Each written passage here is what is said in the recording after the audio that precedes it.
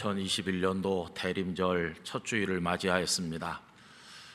영락교회 모든 성도들의 마음속에 탄생하여 오신 우리 예수님의 은혜와 평강이 충만하시기를 기원합니다. 방금 부른 찬양처럼 우리들의 예배가 하나님 앞에 영광이 되길 원하고, 주님께서 영광으로 오셨으니 주님으로 인하여 우리도 기쁨을 누리는 복된 대림절이 되기를 간절히 기원합니다. 이 주간의 11월이 끝날 것이고 2021년도 마지막 달 12월을 맞이하게 될 것입니다. 참 어렵고 힘든 시간들을 통과해서 여기까지 걸어오셨습니다. 우리의 걸음을 실족하지 않게 하신 하나님께 감사드리고, 12월 한 달 더 진실된 마음으로 하나님께 기도하면서 한 해 마무리를 잘 하시게 되기를 바랍니다. 말씀대로 365도 끝까지 잘하면서 올 한 해를 하나님 앞에 감사하게 되기를 기원합니다. 우리 성도님들, 무릎을 굽히지 않고 똑바로 서신 채로 허리를 굽히셔서 팔을 쭉 뻗으시면 손이 땅에 닿으시나요? 안 닿으시나요? 젊었을 때는 쑥 숙이면 손바닥이 땅에 척 닿을 만큼 아주 유연할 때가 있었죠. 그런데 세월이 지나면서 손바닥이 닿기는커녕 손가락 끝도 잘 안 닿게 얼마나 허리가 굳고 뻣뻣해졌는지 모릅니다. 아무리 운동을 많이 해도 나이를 어쩔 수 없는 경우가 있을 것입니다.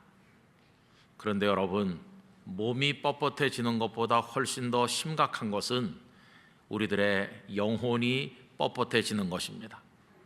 하도 오랫동안 숙이지 않고 굽히지 않고 버티면서 살아오다 보니까 영혼의 허리가 다 굳어서 뻣뻣해졌습니다.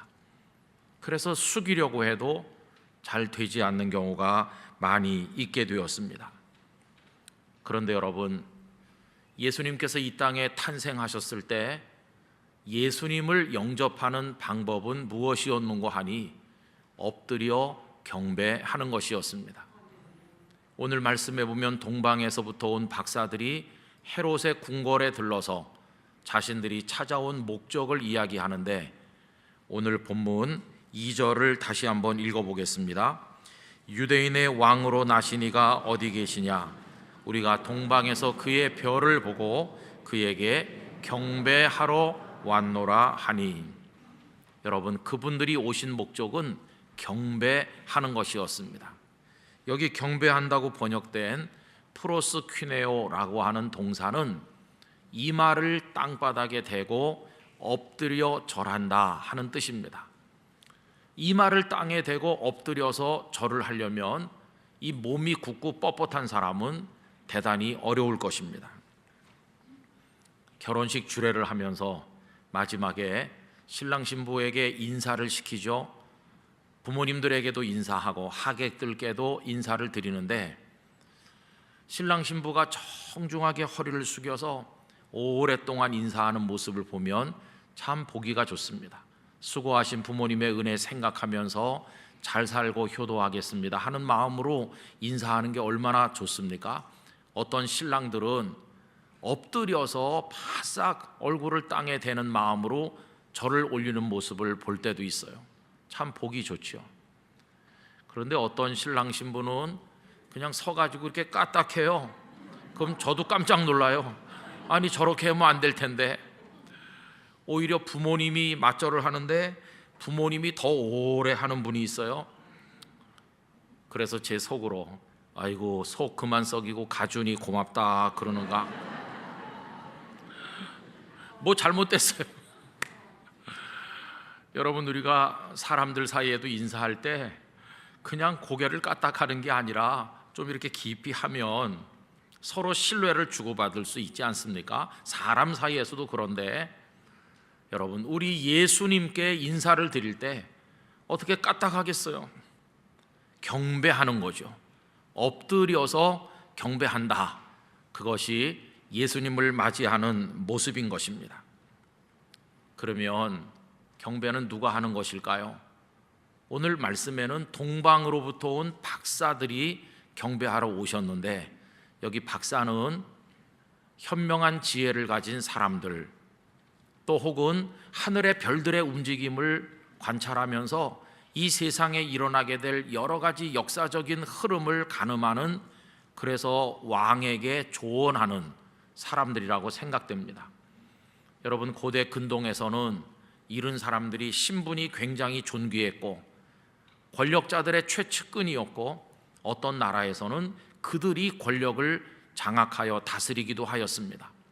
신분이 대단히 높다, 그런 뜻이죠. 그러니 헤롯 왕, 얼마나 오만방자한 사람입니까? 그런 사람도 찾아온 이들을 기꺼이 만난 것이죠. 만약에 찾아온 사람들이 볼품없는 사람들이라면 당장 경을 쳐서 쫓아냈을 것입니다. 그런데 동방으로부터 존귀한 사람들이 왔다고 하니까 이 분봉왕 헤롯도 그들을 만난 것이죠. 그런데 보십시오, 지체가 높고 사람들에게 존경받는 그런 이들까지도 예수님 나셨다고 하니까 찾아와서 엎드려 경배하게 된 것입니다. 그렇습니다, 여러분. 예수님을 영접하는 데는 신분이 낮은 사람이나 엎드리고 신분이 높은 사람은 뻣뻣하게 선 채로 영접하는 것인가? 그렇지 않습니다. 예수님 앞에서는 모든 사람의 신분은 다 사라지게 됩니다. 왕도, 방백도, 백성도, 그 사람이 세상에서 박수받는 슈퍼스타라고 할지라도 예수님 앞에서는 엎드려서 경배를 드려야만 한다는 것입니다. 그러다 보니까 교만한 사람, 그 영혼이 뻣뻣한 사람은 예수님을 믿고 섬기는 게 어려운 것이죠. 여러분, 예수님 앞에서는 누구나 엎드려서 절을 올려야 되는 겁니다. 그런데 가끔 세상에서 돈도 좀 많이 벌고 성공했다고 하는 사람들이 하나님을 믿는다고 하면서 교회 안에서도 뻣뻣한 사람들이 드물게 있지 않습니까? 전에도 말씀드린 것처럼 우리나라에서 성공하고 돈 많이 번 장로님이 미국에 이민 갔는데 어느 교회 가서 등록하니까 열렬하게 환영했다는 거 아닙니까? 한국에서 훌륭한 분이 오셨습니다. 그런데 그 두 내외께서 한 달쯤 후에는 교회를 옮겼다고 합니다. 왜 그러냐 하면 두 번째 주일에 가니까 첫 주에는 열렬하게 환영하던 성도들이 많이 식은 것처럼 보이고 세 번째 주일은 아는 척도 안 하는 걸로 보이니까 다른 교회로. 그런데 두 번째 옮겨간 교회에서도 똑같은 일이 반복됐고 또 옮기시고 또 옮기시고 또 옮겼다고 그러죠. 그래서 여러분 한 30여 번 옮겼다고 그래요. 근데 그 책에 나오는 얘기의 끄트머리는 슬픈 겁니다. 그런데 더 이상 옮길 수 없게 되었다. 왜냐하면 하나님께서 하늘나라로 옮겨가셨기 때문에. 근데 문제는 뭐냐 하면 장례식을 해야 되는데 수십 개 교회를 다녔지만 어느 목사님께 장례 집례를 맡겨야 되는지 알 수가 없더라는 것이에요. 그 중에 한 교회도 내 교회라고 할 만한 교회가 없기 때문이죠. 여러분, 세상에서 뭐 부자일 수도 있고 대단한 인물일 수도 있지만 주님 앞에 나오면 그러면 안 되는 거죠. 그런데 아주 겸손하여 예수님 앞에 무릎을 꿇는 이들도 있습니다.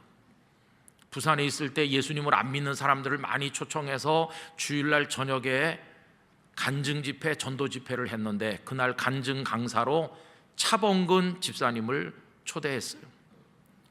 차범근 집사님이 간증을 참 잘하고, 그리고 저희가 숙소를 정해드려서 주무시고 이제 월요일날 가게 됐는데 뜻밖에도 월요일 새벽 기도에 이분이 나오셔서 제가 깜짝 놀랐어요. 아, 새벽 기도 오셨구나. 이쪽 끄트머리에 앉으셨어요. 제가 새벽 기도를 인도하고 마무리 기도를 하고 아멘 하고 눈을 뜨니까 안 보이시는 거예요. 아, 기도 끝나기 전에 하도 바쁘니까 먼저 가셨나 보다. 이제 불 다 끄고 각자 개인 기도를 하는데 한창 기도하다 돌아 나오는데 두런두런 말소리가 들려서 누구신가 하고 이렇게 가까이 가보니까 그 약간 컴컴한 조명 아래 그분이 집에 가신 게 아니라 그 의자와 예배당 벽 그 사이 통로에 바닥에 엎드려 있는 것이었어요. 바닥에 엎드려 있기 때문에 안 보여서 가신 줄 알았던 거죠. 간절하게 기도하는데 어떻게 인사를 할 수도 없고, 그래서 그냥 뒤에서 이렇게 지켜보는데 제 가슴 속에 많은 감동이 있었습니다. 우리가 지금 의자를 놓고 앉아서 하나님 앞에 이렇게 예배하면서 우리의 마음도 뻣뻣해지기가 쉬운데, 이분은 기도를 시작하자마자 바닥에 내려앉아 엎드린 것이, 여러분, 이렇게 엎드려서 주님께 기도하는 모습을 본 지가 하도 오래돼서 제가 그 뒷모습을 한참 보면서 얼마나 많은 마음의 감동이 되었는지. 세상에서 축구 선수로 대단한 성공을 거두었지만은 예수님 앞에서 엎드리는구나. 여러분, 이거 주님께서 얼마나 기뻐하시겠어요? 예수님을 섬기는 사람, 탄생하여 오신 우리 구주 예수님을 마주 대하는 방법은 엎드려 경배하는 것입니다. 그래서 여러분, 주님 앞에 와서까지도 대접받으려고 하면 안 되죠. 저는 우리 성도들이 예배당에 들어오실 때 계급장 다 떼고 지식이고 뭐고 다 내려놓고 어린아이처럼 예수님 앞으로 나오시기를 부탁드립니다. 우리가 예수님을 섬기는 태도, 몸짓은 하나밖에 없는데 엎드리는 겁니다. 그 엎드림 속에 예수님을 향한 감사, 예수님께 대한 사랑, 예수님을 높이는 존경, 그게 그 몸짓 속에 다 들어있는 거죠. 그리고 여러분, 누가 예수님께 경배하는가 이렇게 한다면 거기는 어떤 차별도 차이도 없이 모두가 다 예수님께 경배하는 겁니다. 오늘 본문 2절에 보면 그들이 헤롯의 궁궐에서 뭐라고 말합니까? 유대인의 왕으로 나시니가 어디 계시느냐고 물어보잖아요. 그럼 여러분, 유대인의 왕이니까 상식적으로 말하면 누가 와서 경배해야 됩니까? 그 유대의 백성들이 와서 경배하는 겁니다. 그런데 이분들은 유대 사람이 아니고 저 먼 데서 온 이방인들이기 때문에 굳이 유대의 왕에게 이렇게까지 찾아와서 어디 계시는지 수소문해 가면서 경배를 할 필요가 있나요, 없나요? 할 필요가 없지요. 우리가 어느 나라의 대통령이 새로 취임했다고 거기까지 찾아가서 막 절을 합니까? 안 합니다. 아, 대통령이 새로 들어섰나 보다, 그냥 이러고 말죠.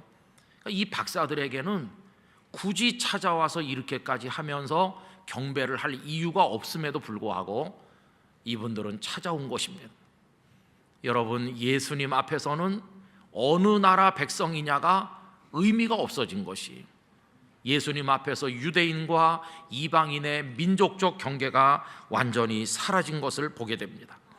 예수님은 유대인의 왕이신 동시에 이방인의 왕이시고 모든 열방의 왕이시고 모든 사람의 왕으로 이 땅에 오셨습니다. 예수님은 남자들의 왕이시고 여자들의 왕이시기도 하고 어른들의 왕이신가 하면 아이들의 왕이시기도 하고, 예수님은 지식인의 왕이시기도 하고 무학자들의 왕이시기도 하고 부자들의 왕이시기도 하고 가난한 이들의 왕이시기도 하고, 예수님은 주인의 왕이기도 하고 종들의 왕이시기도 하신 것입니다. 예수님 앞에는 어떤 사람이냐는 차이, 차별 이런 게 다 무너지는 겁니다. 같은 자리에서 같은 찬송가를 부르고 같은 성경 말씀을 가슴에 새기면서 같은 주 예수님께 다 같이 엎드려 경배한다. 이게 바로 예수님을 섬기는 방법임을 기억해야만 될 것입니다. 전라북도 김제의 금산교회에 얽혀있는 아름다운 이야기를 아시는 분들이 많으실 것입니다.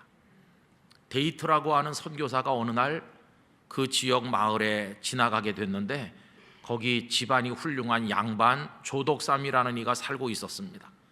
선교사를 맞아들여서 도대체 무슨 일을 하고 이 땅엔 왜 왔는지 얘기를 하다가 큰 감동을 받았습니다. 하나님을 알게 됐고 그 예수님을 통한 사랑을 알게 됐고, 감명받은 그는 사랑채를 내주어서 교회를 시작하게 했는데 그것이 1905년 금산교회의 시작입니다. 그런데 그 금산교회 성도 중에는 조덥삼보다 나이가 12살 적은 이자익이라는 젊은이가 있었습니다. 그는 경상남도 남해에서 태어났는데 6살에 부모님을 잃고 얻어먹으면서 방랑하다가 금산까지 흘러 들어온 것을 이 조덕삼이 불쌍히 여겨서 자기 집 머슴으로 거두었고 그 집에서 마부 노릇도 하고 허드렛 일도 하면서 살고 있었는데 이 조독삼은 이자익을 가만히 보더니 영특하다. 그래서 자기 아들과 같이 공부도 하게 하고 교회 데려가서 금산교회 성도가 되게 한 겁니다. 근데 이자익은 열심히 신앙생활을 했고 예수를 구주로 영접을 했고 얼마나 교회 일을 열심히 하는지 몇 해 지나서 그 교회를 섬길, 요즘엔 없지만 옛날에는 영수라고 있었잖아요. 그런데 조덥삼도 영수가 되고 이자익도 영수가 돼서 주인과 머슴이 같이 교회를 섬기게 됐는데 그로부터 몇 년 후에 그 교회에 장로님을 세우는 투표를 했는데 조덕삼이 된 것이 아니라 머슴 이자익이 장로로 1호 장로로 피택이 됐어. 그럼 그 양반인 조덕삼 그분이 화가 나고 섭섭해서 뭐라고 했을까요? 아닙니다. 이자익이 장로로 피택되던 날 그분은 성도들 앞에 나가서 이래서 복음이 위대하다고, 이것이 주님의 사랑이요 주님의 뜻이라고 하면서 얼마나 기뻐했는지 모릅니다. 조덕삼 이분은 3년 후에 장로님이 되셨죠. 그런데 이자익 이분이 먼저 장로가 되고 나니까 선교사님이 없으면은 누가 설교를 해야 되는데 설교할 사람이 없으니까 이자익 장로께서 설교를 하면, 머슴이 설교하면 주인인 양반 조덕삼은 마루바닥에 무릎 꿇고 앉아서 머슴의 설교를 아멘으로 들었다는 것입니다. 그리고 이 조덕삼은 이자익 장로님을 평양신학교에 보내서 신학을 공부하게 권면했고 모든 학비, 가족들의 모든 생활비를 다 책임지고, 이자익 이분이 목사 안수를 받아 목사님이 되고 나니까 그분을 금산교회 제2대 목사님으로 초청을 해서 머슴은 담임 목사님이 되고 주인은 장로님이 되어서 교회를 섬기는 아름다운 이야기를 만들어내었습니다. 이자익 목사님의 영성은 대단해서 13대 그리고 33대 34대 초유의 3번이나 총회장을 추대에 의해서 역임하는 훌륭한 목사님이 되었고, 이분이 대전신학교를 세워서 우리 교단의 대전신학대학교가 지금도 있질 않습니까? 여러분, 금산교에 얽혀있는 주인과 종의 신분을 뛰어넘고 그 어떤 차별도 차이도 없이 모두가 다 예수님 앞에 무릎 꿇어 엎드려 경배하여 섬기는 이 모습, 이게 바로 하나님께서 우리에게 가르쳐 주시는 신앙의 모습인 것입니다. 전 우리 영락교회 안에 남자, 여자, 어른, 아이 그 어떤 사회적인 차이에 따라서 어떤 차별도 없이 우리 모두가 엎드려 경배하기를 원합니다. 우리 안에 그 어떤 인간적 차별도 존재해서는 안 된다는 것입니다. 예수님 오심으로 모든 사회적 차별이 다 사라지고 딱 두 종류만 남았습니다. 예수님께 경배하는 사람, 예수님께 경배하지 않는 사람. 다른 말로 환원하면 예수님을 믿어 영접하는 사람, 예수님을 거부하여 불신앙하는 사람.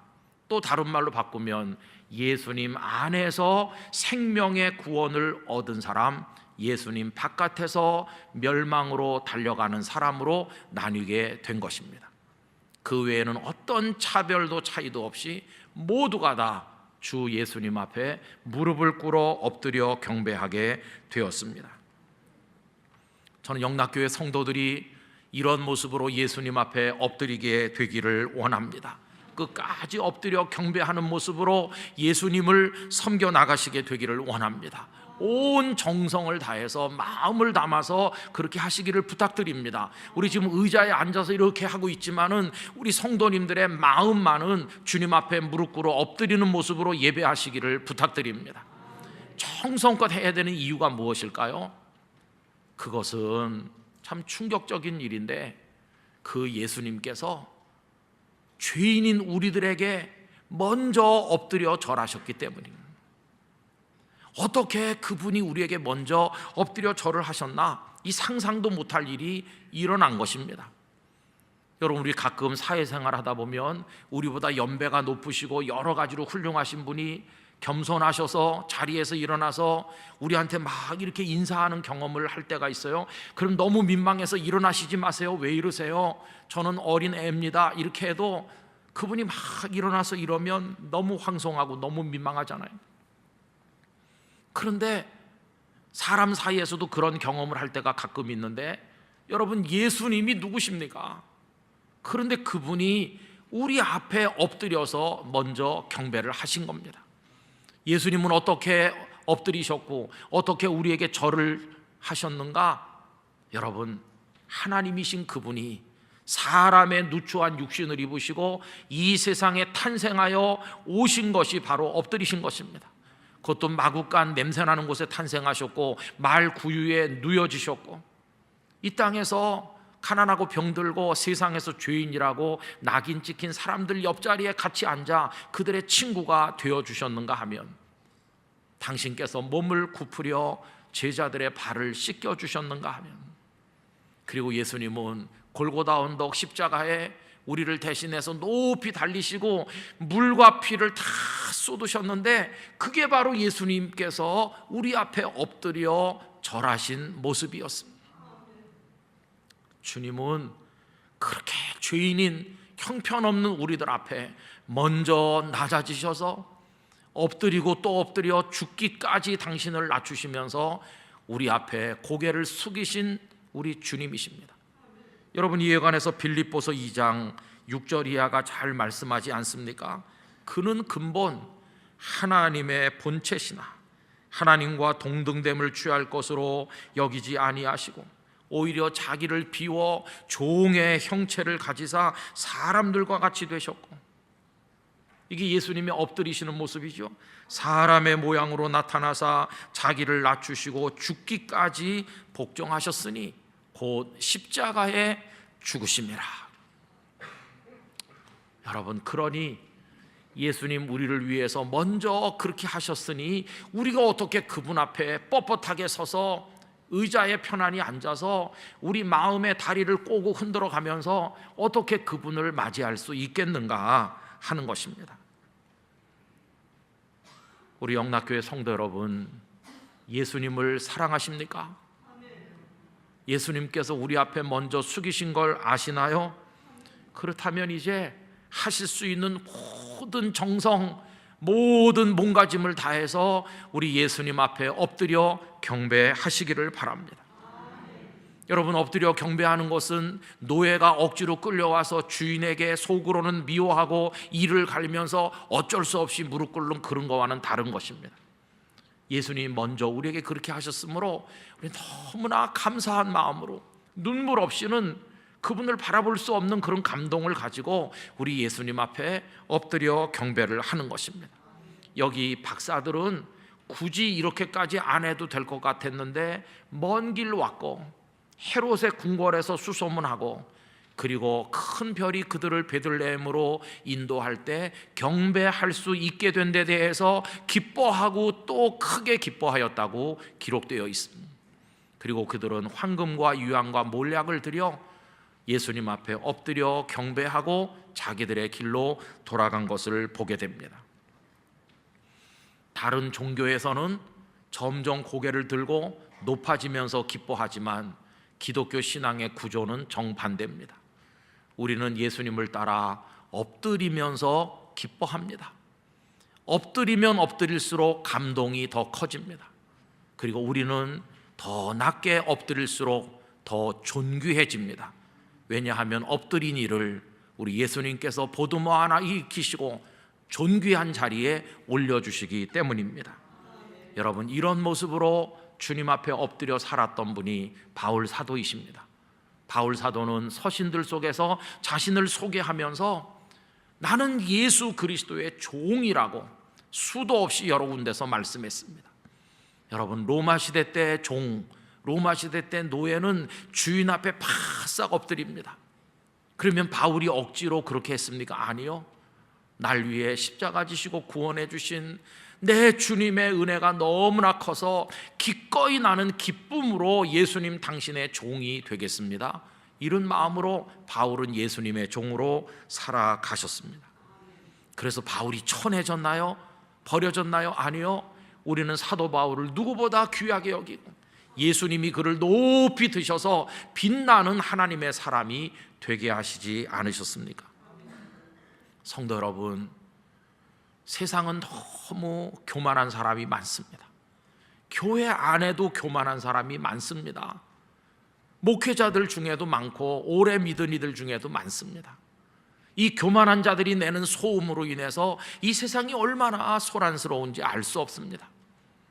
요즘에는 뉴스를 보는 게 마음에 도움이 안 될 정도로 대선을 앞두고 온갖 지도자를 자처하는 이들의 이야기가 우리의 귓전을 시끄럽게 하고 있습니다. 여러분, 예수님은 가장 높으시지만 가장 낮은 자리에서 겸손함과 온유함으로 당신을 죽음에 내주면서 우리를 섬겨 우리의 주인이 되셨는데, 세상은 그 반대로 가는 게 아닌가 생각이 듭니다. 이제 예수님을 통해 구원받은 우리들은 예수님처럼 엎드려 경배하는 사람으로 살기를 원합니다. 여러분, 할 말이 없지요. 그분 앞에 엎드리면 무슨 주저리 말하겠어요. 예수님 앞에서 우리가 할 말은, 예수님, 당신의 종입니다. 당신께서는 저의 주님이십니다. 감사합니다. 저의 경배를 받으시옵소서. 영원히 저를 통해 영광을 받으시옵소서. 여러분, 그 말밖에는 아무 할 말이 없게 될 것입니다. 그렇게 엎드려 있으면 우리의 눈물, 우리의 기도, 우리의 안타까운 사정이 전에도 말씀드린 것처럼 엎드림이 되어서 하늘로 올려지게 될 것입니다. 여러분, 이 성탄의 계절에 대림절을 맞이하면서 우리 영락교회 모든 성도들이 엎드릴 수 있기를 간절히 부탁드립니다. 저는 우리 영락교회도 엎드려야 된다고 생각합니다. 다른 교회 성도들이 영락교회를 이렇게 우러러보고 영락교회가 높이 서 있는데 이게 뻣뻣해서는 안 되고, 영락교회 공동체의 허리가 유연해서 예수님 앞에 엎드리는 교회가 돼야 될 것입니다. 교회도 엎드리고 우리 개개인도 엎드리고 그렇게 경배할 때 그것이 예수님을 영접하는 몸짓이 될 것입니다. 오늘 집에 돌아가시면 한번 해보시기 바래요. 근데 이거 안 된다고 낙심하시지 마시기 바래요. 억지로 하다 큰일 나는 수도 있으니까 좀 안 되면 얼른 펴시기 바랍니다. 그런데 영혼은 바싹 엎드리시는 훈련을 받으시기를 바랍니다. 영락교회 성도들이 그렇게 예수님 영접하고 우리 주님이 높여주시는 놀라운 은총을 경험하시기를 간절히 축원합니다. 기도하겠습니다. 아버지 하나님, 우리 예수님은 이 땅에 가장 낮은 자리에 엎드려 경배하듯 내려오셔서 십자가에서 우리 대신 죽으셨습니다. 이제 탄생하신 예수님을 맞이하는 저희의 몸짓은 이마를 땅에 대고 엎드려 절하는 것뿐인 줄로 압니다. 그동안 교만하여 고개를 쳐들고 우리의 생각들만 늘어놓았던 어리석음을 용서하시고 이제는 영원히 엎드린 모습으로 예수님을 높여 나가도록 도우시옵소서. 영락교회도 엎드리는 교회가 되도록 은혜를 베풀어 주시옵소서. 주 예수님의 이름으로 기도드리옵나이다. 아멘.